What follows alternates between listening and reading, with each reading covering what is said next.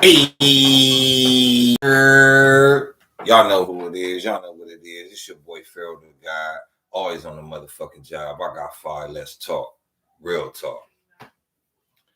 Man, today we gonna be talking about damn, I just started scraping his bud to the side and it's like a nigga. But today got some interesting news for y'all. Fresh from Mexico, we taking this across the border this time. This not no in-house beef or nothing like that. So we're gonna travel across the border, you know what I'm saying, into Mexico and see what they got going on. Drug cartel, one of the founding fathers of Guadalajara cartel, known El Chapo supporter, it's been captured today, man. Well, within the last couple of days, I should say. Um, but before we get into that, you know what I'm saying, go ahead, subscribe, like, share, hit that notification button though, man. So every time I go live, you know what I'm saying, you'll catch it. You feel me? Um, yeah, uh,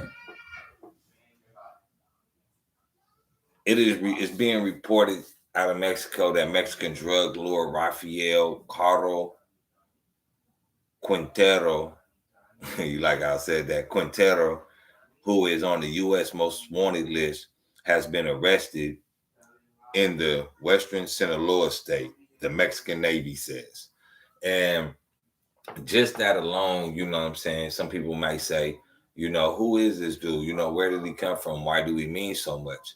Well, before a lot of the cartels that we have founded are the ones that we know today, before they was actual cartels like they are now, they were splinter groups. It was a lot of little bitty groups running throughout Sinaloa, things like that. Um, but Raphael, he came during the time when, you know, Pablo Escobar. This is how far this man name goes back. Also, even El Chapo. That's why they so linked in and so tied in together, because you got to understand the history that these two have, not only with each other, but also just with, what I'm saying, drug lords. Um, Back in the late '80s, early '80s, even before that, you had Pablo Escobar, and Pablo Escobar, he was moving his drugs towards the United States. You know what I'm saying? They was just taking them straight to boats in the Caribbean islands, dropping them off, going through the boats, the high speed boats, taking them over water, going fast, risking a lot of, you know, good quality product. So they wanted another route. So in the route that they was looking for, they came upon some Mexicans. And the Mexicans, who happened to be El Chapo's organization, but yet he wasn't, I don't know if at this time El Chapo was, how can I say, a head leader, but he played a major part in orchestrating the Colombians bringing their dope down to Mexico and letting the Mexicans get it through. It said that El Chapo told a certain drug lord, cartel boss out of Colombia, that he could move certain amount of tons of cocaine within 48 hours. Um, a lot of these Mexican movies, they get real closer to the truth than the American people do. Um, so, however he came across, but El Chapo was one of the well figures, along with Rafael Quintero, that was already head of the Guadalajara drug cartel. So they devised a plan that, in order to become bigger, and to bring something together for, Sinaloa and the surrounding areas, they would create a a very big cartel organization, to where it would outlast a lot of the other ones. It would, keep, a lot of other ones at bay. You know what I'm saying? They wanted to become strong, and that's what they did. But within doing that, You know what I'm saying? From this is when Rafael could start to play a part in this. Um, so by changing flight patterns and stuff like that, changing your routes. So the police don't go that route no more. They start to follow the drugs. You know what I'm saying? Follow the drugs, follow the money. You know how the police do in the movies and what they say. It ain't too far fetched. Um, so when they started to follow the money or follow the drugs or however they did it, it flowed right into Mexico.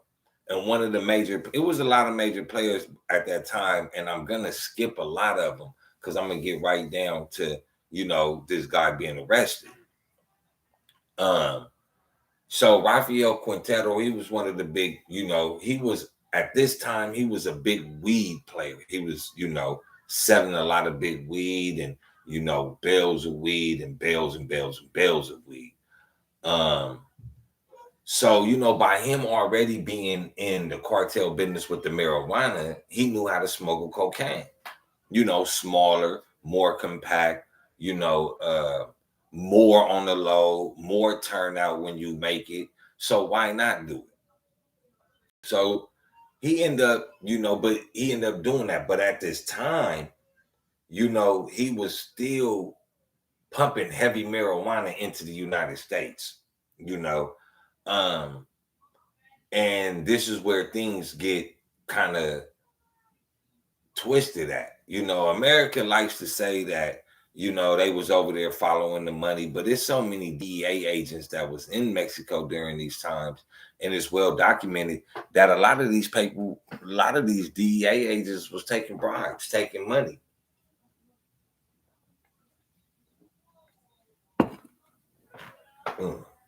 Excuse me. So there was this one DEA agent nicknamed Kiki. Kiki let me see what his name is. Camarera.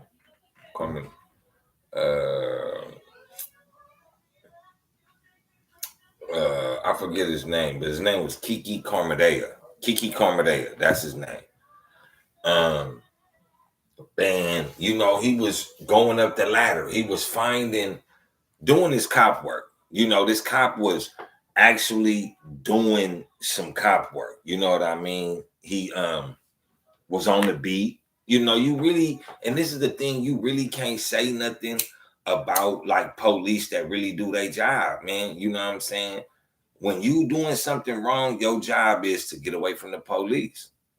And their job is to catch you. The thing about being a criminal is that you have to be slick, conniving, and squirmy all the time to get away from the police. All the time. I don't even know why I lit this because this wasn't even what I was smoking right now. But I was smoking though. I smoke roaches. Hell yeah. Fuck y'all be. But being a criminal, you have to consistently do this. Consistently. The police got to be, one time. So moving on. He was one of those cops doing a job, not really taking no bribes, I guess. Some say he was, some say he wasn't. That ain't for this one. So he's ended up stumbling upon a farm, acres and acres and acres of marijuana. And at that time in 1984, 85, $3 million worth of marijuana would be close to $6 million worth right now. So imagine at that time, if you're a drug lord and you got a $3 million marijuana farm, marijuana. The fuck, pause. A marijuana farm of weed that's ready to be shipped. It's just waiting to be cut, cured, packaged, and gone, right? And then comes in the DEA. The DEA find them. They know who it belonged to. So Kiki, they warned him. Don't, say don't do it, don't do it. But he a police. He doing his thing. Long story short, Rafael Quintero was the owner of that farm. So they ended up devising a plan, having some police, end up some sergeants, well documented. You can go look it up.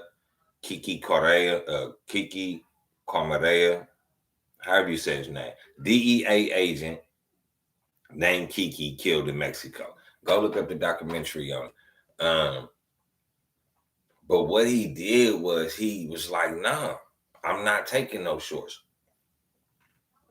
I was sent over.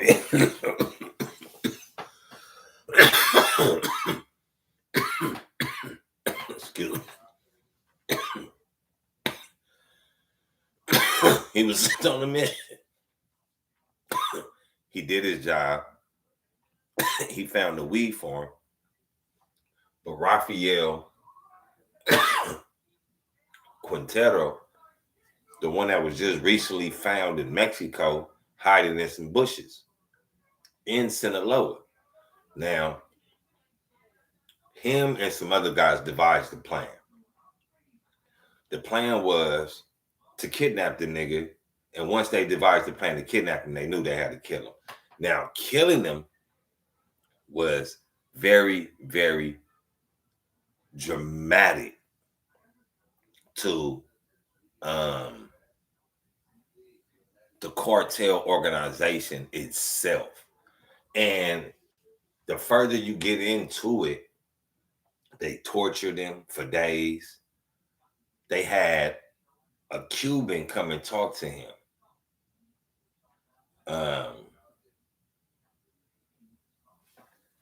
Hey Siri, what is the Cuban official's name that was questioning the DEA agent Kiki in Mexico while he was kidnapped? Okay, I found this on the web for what is the Cuban official's name that was questioning the DEA agent Kiki in Mexico while he was kidnapped.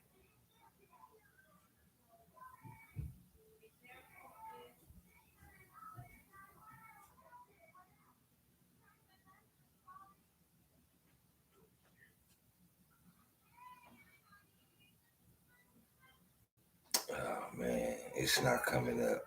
But if you go do the research, it'll come up. But they was questioning, and they was saying they wanted to know how much did his higher ups know that the DEA was involved in the drug organization. And they wanted to know this. They tortured the man.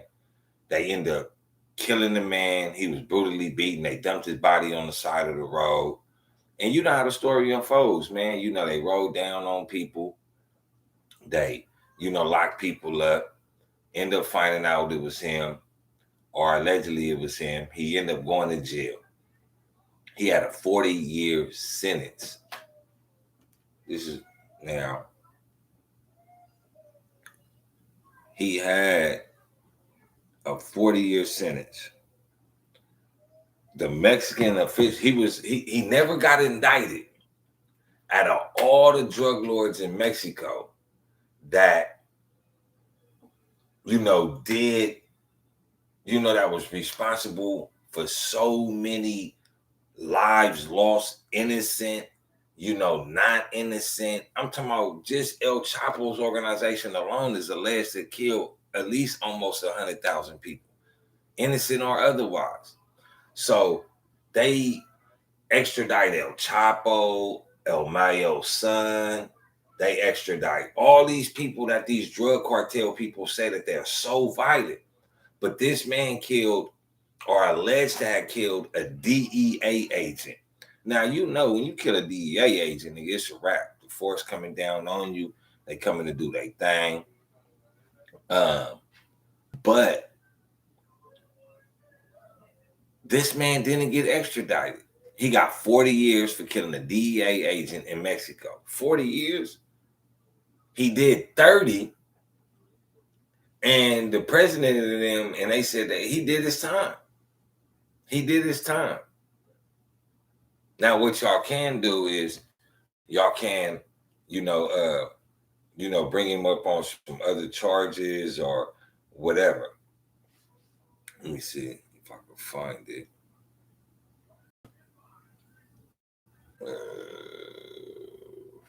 Shit, this is it. I'm gonna read it to y'all a little bit. Mr. Quintero, who is accused of kidnapping, torturing, and murdering a U.S. drug enforcement agent in 1995, was held in the town of Coik, Choik. The Navy said Mr. Quintero, believed to be 69, was found in bushes by a specially trained dog called Max. The U.S. said it would seek Mr. Quintero's immediate extradition. Um, so that's how he was found. But let me go down and give y'all a little more in-depth history of who Mr. Quintero is before we move on to how he's been caught, why he's been caught, and he been caught in Sinaloa. Come on now. Mr. Quintero was one of the three founding members of the powerful Guadalajara cartel. He spent 28 years in jail for the murder of a former, 28 years, my bad, I said 30, for a DEA agent, Enrique Camarilla, known as Kiki. The murder strained U.S.-Mexico ties at the time and was later dramatized in the Netflix series Narcos, Mexico. In 2013, a court in Mexico cut short a court in Mexico. This is where he was locked up at. This man was locked up in Mexico, did a crime in Mexico. U.S. never sought his extradition. So, in 2013, a court in Mexico cut short Mr. Quintero's 40-year sentence and freed him, ruling that he should have been tried in a state rather than a federal court. So they said, man, we're going to free you after all this time. And this is the setup. This is the first part of the setup of everything that's going on. We're going to release you after 28 years because you should have been tried in a state court, not a federal court. Even though you did all this time, we feel we just going to release you. Now, here come the fuckery. The ruling was later overturned by the country's Supreme Court, but Mr. Quintero had already gone into hiding. I mean, why would if I did 28 years, I'm supposed to only serve 40. So what y'all was gonna do when the 40 years was up? The man only has 10 more years left on his sentence. 12 years to be exact. So what y'all gonna do? That's where the fuckery come in at. Mr. U.S. official said he quickly returned to drug trafficking, and Washington subsequently offered $20 million for any information leading to his capture. Mr. Quintero's arrest is symbolically important, although he is no longer considered a major figure in international drug trafficking. But they said that he quickly returned to drug trafficking. So either he was big drug trafficking or he was just a middleman. Now, this is a man that was at the top of the drug cartel. He's free, helped El Chapo get to where El Chapo and El Mayo needs to be. He's the one that put El Chapo and El Mayo together in the first place, or had them introduced. But he's, no matter how that connection comes about, he was still the head of bringing the whole Sinaloa cartel together. So he gets free, and you say he gets back to drug trafficking. Real nigga shit. Real game, real, just being, criminals out there in Mexico, they gonna honor that. You came home, they know the nigga ain't told. I don't know. But he come home. So either they give him something or they gave him nothing. You feel me?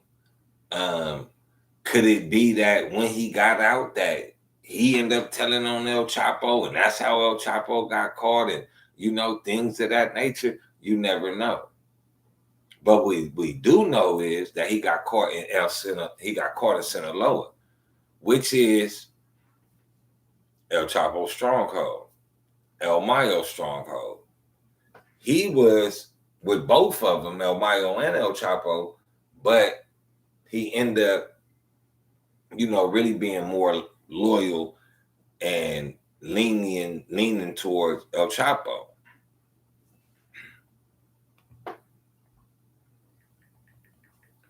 Now he was caught in Sinaloa.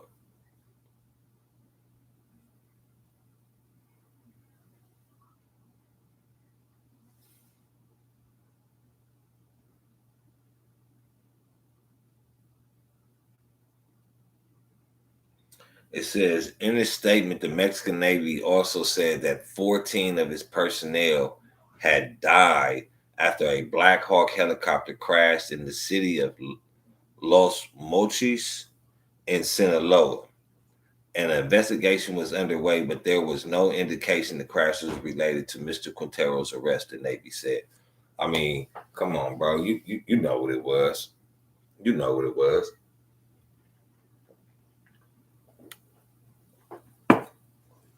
Y'all was out there looking for him, and y'all was in them Sinaloa hills, and y'all saw what happened. You feel me? Now, to the reason of why I really even chose to do this, because people, this game that we call that this drug life, we want to be the biggest drug dealer and do all of that. I don't see how people want to get to that level of being a drug dealer when all the drug dealers in the world end up working with the police. You know what I'm saying? So a person that deal drugs, to me, nowadays, nine times out of 10, they're gonna end up working with the police. So why would I even want to align myself with somebody that's selling drugs? Ask yourself that. Either you gonna go to jail, they gonna ask you to snitch, you gonna do your time, or you gonna come home. But let's get into somebody else that had something that a lot of people didn't know. A lot of people didn't know that El Chapo's wife was a snitch too. A lot of people didn't know that she was facing 10 years and all that. You feel me?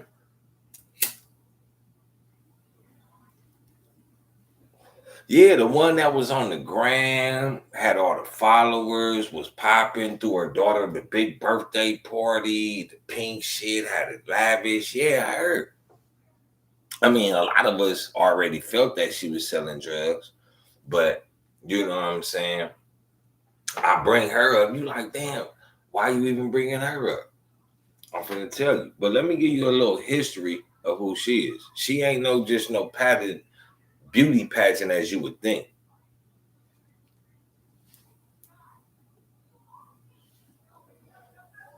I don't know how to say her name. Her name is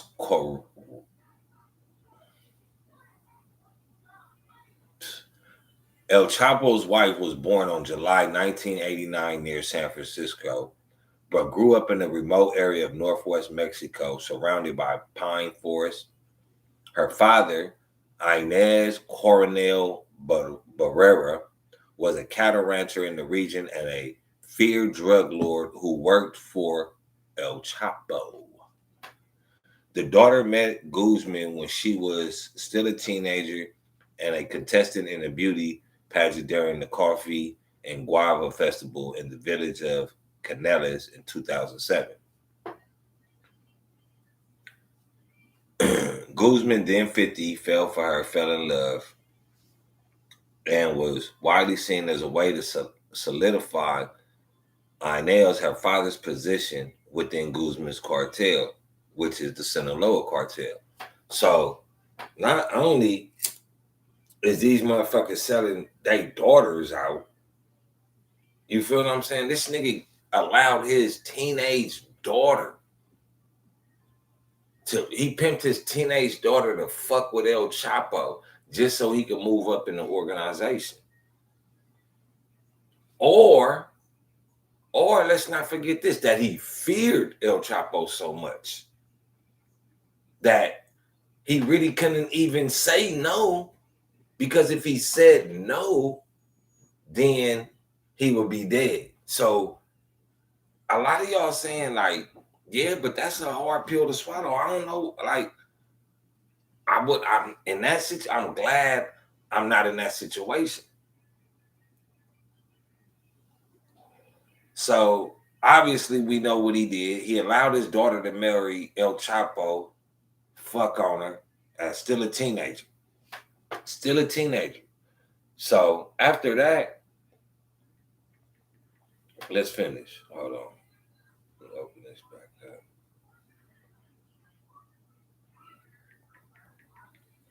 up. It says, right after the marriage, Barreras was convicted on weapons charges and marijuana trafficking in 2017 and is currently serving a 10-year sentence in Mexico. So he should be coming home soon. Since Guzman's extradition to the U.S., the Sinaloa cartel has been dominated by the eldest of his 15 children, all of his children, which are known as Los Chapitos. In 2019, the turf war with rival drug gang Cartel Jalisco Nueve Generacion became particularly brutal, resulting in more than 2,000 deaths in October of that year. When Mexican authorities captured Oviedo Guzman, El Raton, the mouse, uh, that you know what happened with that. But let's continue on. Um,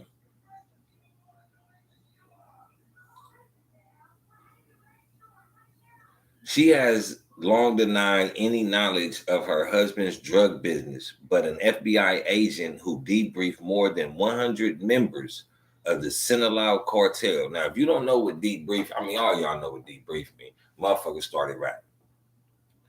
Said in court papers that she was aware of multi-ton cocaine shipments, multi-kilo heroin production, multi-ton marijuana shipments, and ton quantity methamphetamine shipments. After visits to her husband in Mexican prisons, she relayed messages to his trusted deputies, court papers say. During Guzman's trial in Brooklyn, a longtime lieutenant testified that El Chapo contacted him soon as his capture by Mexican Marines in 2014. Uh, this is where it gets crazy because she said she didn't have no knowledge of it. But following the trial of El Chapo, she registered the El Chapo Guzman trademark to hawk a line of clothing, cell phone cases, and hats, according to public records. Now, if you don't, I mean, okay, let's say that you really don't know, or you just don't, you just business minded, right?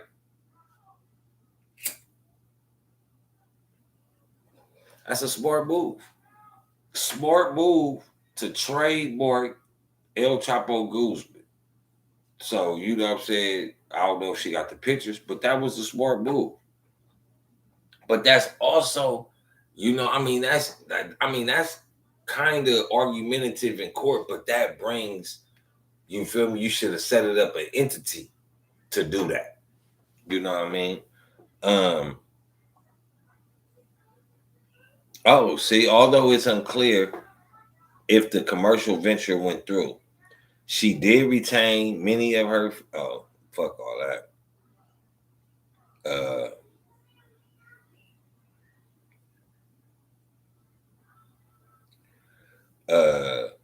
They say that her attorney say Emma wants to get far away from the violence and has always wanted to live in the U.S. Said the sources. So she snitched.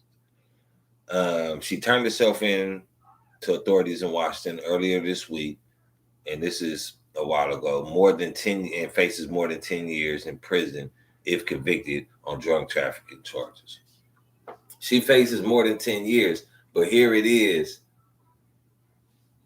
Brittany Griner is facing 10 years for having a weed cartridge. I mean, I know it's two different laws though. You feel me? But I just had to point that out though. She is also accused of helping Guzman escape from a maximum security prison in 2015 and helping to plan another escape before he was extradited to the U.S. in 2017, according to court papers. But as she prepares to rat out high-ranking members of the Sinaloa cartel, including her own stepsons, she was forced into a more sober look, and she was forced.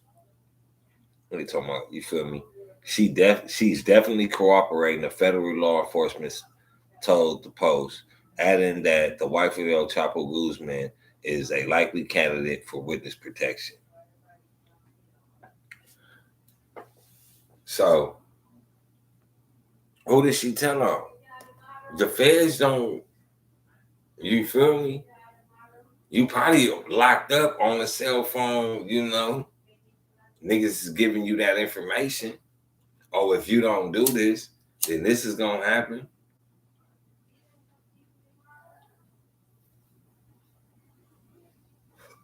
America is so brutal. They don't respect nothing. America don't respect shit. Y'all was over there illegally. The shit y'all was doing in 85, come on now. Y'all was doing a whole lot of illegal shit. Y'all just gotta swallow that pill. That nigga murdered that boy and they freed him. That nigga murdered him, nigga. Knocked him down, tortured him, and y'all own people help. So now you want to make this man pay double for what he did because some rats, some snitches.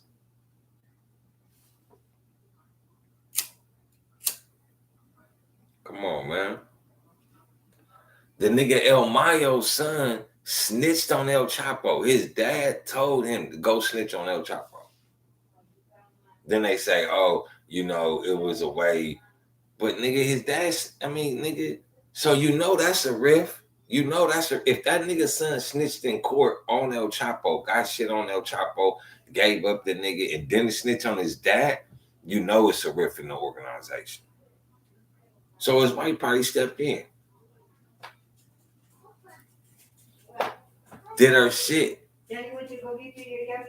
But this is the reason why I'm reporting on this is because this nigga did 28 years. Obviously, it ain't came up that he snitched. If nigga, the Americans didn't have him. So the nigga, it wasn't no need to snitch. He did 28 years. The nigga got out, he got out to nothing.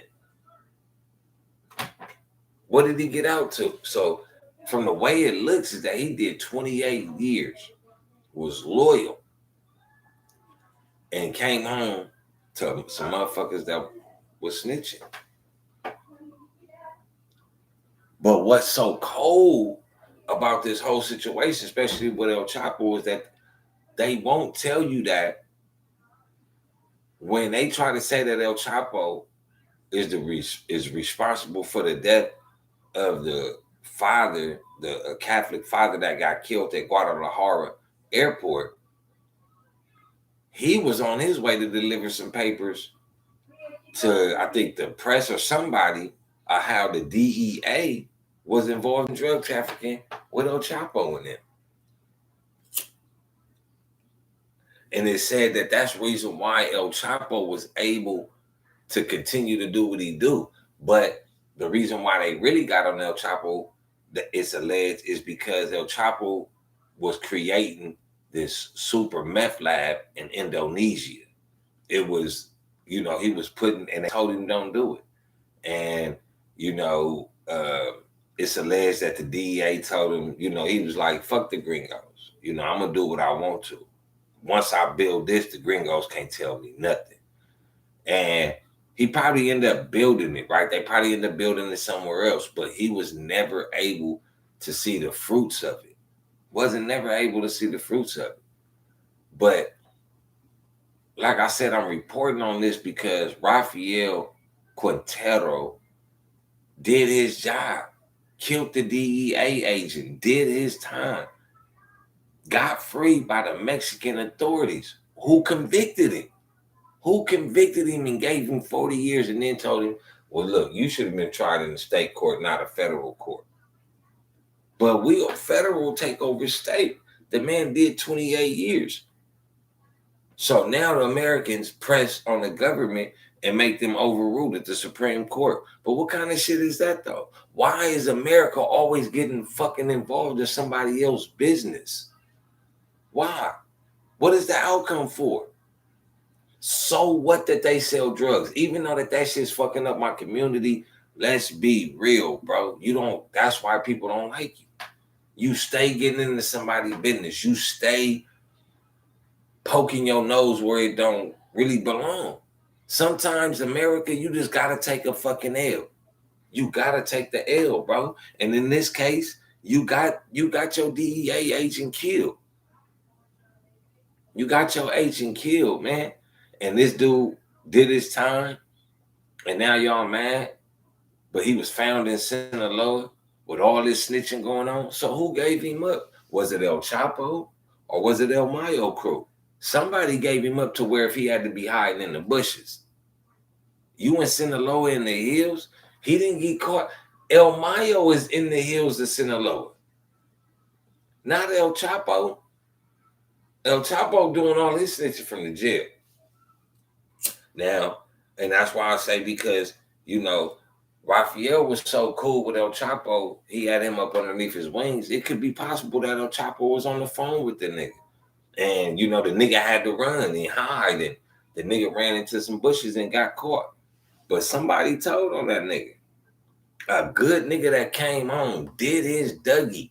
The nigga killed the agent, got free. And somebody in his crew told on him. This is what good niggas, real niggas get. When niggas get out and niggas be real, niggas don't need to go back to that lifestyle because niggas is not playing by the same rules that you playing by. If El Chapo snitch, his wife snitch, El Mayo's son snitch, then that mean the only person that ain't snitched, nigga, on paper is El Mayo. Because nigga, guaranteed, nigga, that nigga still working with the DEA. Guaranteed that nigga still working with the DEA. Hey, nigga, everything is all factual. Everything, she helped her husband escape. We all didn't, nigga, think that the bitch wasn't a part of it. And even if you take El Chapo, his wife out, that bitch got 10 years, facing more than 10 years. He got his kickstand. The only person really out there with that information is either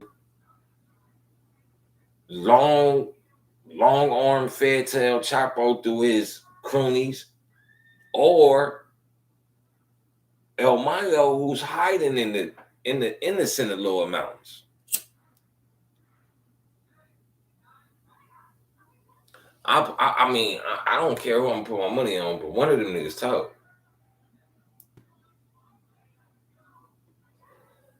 Motherfuckers need to stop looking for a different outcome in this drug business, bro. Like, for real, for real.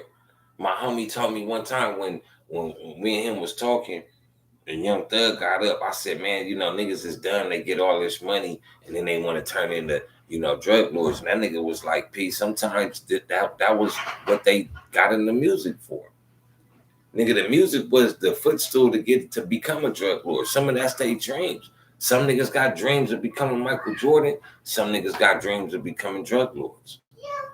And I was like, damn, that's crazy. All right. I'm like, damn, that's crazy than a motherfucker. You feel what I'm saying? But Y'all let me know, man. You feel what I'm saying? Uh, do a little research on Rafael Quintero. You know, the names is in the description. Uh, I'm gonna leave his wife name in there. Go search it up, man. But you know, really, this is all just, you know, two things really about this. That even if you serve your time and you really do something to America, they not gonna leave it alone. They not gonna leave it alone. They show you this by putting you on parole and probation and shit like that. They always want you to be up underneath their foot. But you gotta create something to where, nigga, they can't tell you nothing. Legally though.